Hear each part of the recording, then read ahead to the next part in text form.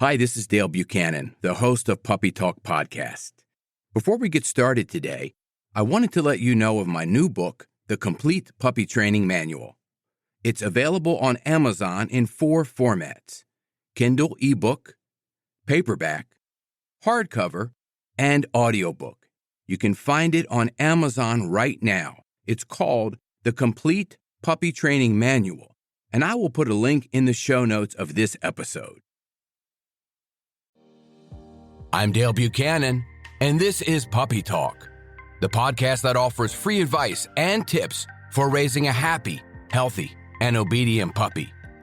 For more information on this podcast, visit us online at puppytalkpodcast.com. Welcome to Puppy Talk episode number 57.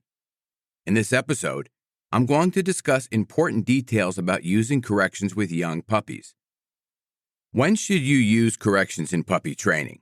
This is a great question, and I want to talk about this because I go to a lot of new puppy owners' homes to train their puppies, and I see them overusing corrections with their puppy. They're doing something like this: no, no, no, stop, no, leave it, stop, no. Sometimes I even have to take a video for the new puppy owners and show them how they're communicating with their puppy, because they don't even understand or know what they're doing. To answer the main question here, when to use corrections, we have to first think about what we want the puppy to do instead of what they're doing that you don't like. For example, let's say they're play biting you too hard. When their teeth touch your skin, you can use a mild correction such as leave it or And when they back away, you have them sit and say, good boy, good girl, and reward them with a treat for not biting you. So what you did there was you corrected it and redirected. The redirected part is going to be the positive reinforcement that I talked about in the last episode. We always want to focus on what we want the puppy to do, not what we want the puppy to stop doing. We're not trying to fix the puppy. We're not trying to take away something from them. We're not trying to stunt their growth or behavior.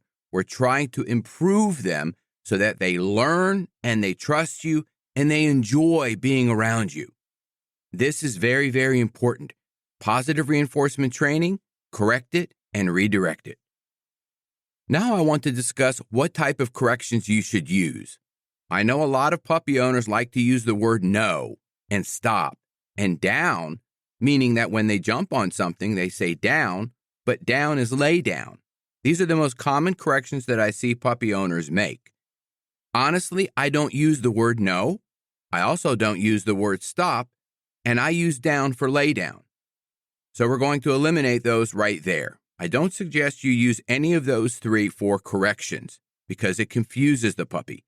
Unless you've taught the puppy what no means, unless you've taught the puppy what stop means, you're using these words and just overstimulating the puppy. So we teach leave it, which is part of the foundational puppy training curriculum in my book, The Complete Puppy Training Manual, which is now available on Amazon in paperback, hardcover, Kindle, and audiobook. This book explains that the positive reinforcement, the 7 basic foundational commands: sit, down, stay, come, leave it, which is the correction, drop it, bed. Those are the 7 basic commands in the book, The Complete Puppy Training Manual. This is what I suggest, and this is what I use for the thousands of puppies that I have trained and are currently training. This works, and this is all they need at the beginning. Another common behavior that puppy owners don't like is jumping. So think about this for a second. What is the opposite of jumping? Laying down. First, we teach the puppy down, stay, and then when they jump, we redirect it with an down. They lay down, they stay. Good girl, good boy. We mark the behavior, and then we give them a food reward. That way they learn to meet and greet somebody and lay down instead of jump. Now, the puppy can jump when they're invited to jump by the guest or by you. I taught my dog Dixie to lay down when she is 10 feet from somebody. She sees somebody coming or she's moving towards somebody. She lays down so that she doesn't jump on them until they kneel down to her and allow her to jump. This is acceptable, but at the beginning, if they don't want her to jump, if they're not inviting her to greet, then she is going to stay in the down position because that's what I've taught her. She's 2.5 years old now, and she does this instinctually without me saying a word. This is the classical conditioning that we talk about in dog training, where the dog already knows an association. Person coming, I lay down, I wait for my owner to tell me it's okay to go greet them, and then I go greet them. This is really, really effective, and this is the positive reinforcement that we talk about. This is directing the puppy to what we want them to do. Let's review this again. Correct it and redirect it. Give a mild correction. It's not yelling. It's not forceful. A leave it is going to sound something like this. Leave it. That's it. You're not yelling. The correction sound is going to sound something like this.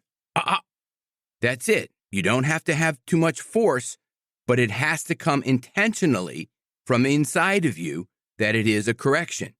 So if I'm going to say to a dog, sit, good girl, listen to the difference of me praising the dog versus correcting the dog. Good girl, good boy. Leave it. Good girl, good boy. Yes, good girl, good boy. So I'm doing a firm correction, leave it, or And then I'm doing a happy, good boy, good girl. Yes, that's a good boy. That way they understand through the tone of your voice what a correction is and what praise is. And this is going to help them learn what you want them to do and stop what you don't want them to do without saying too many correction commands. What happens when you say too many corrections? No, no, no. The puppy checks out.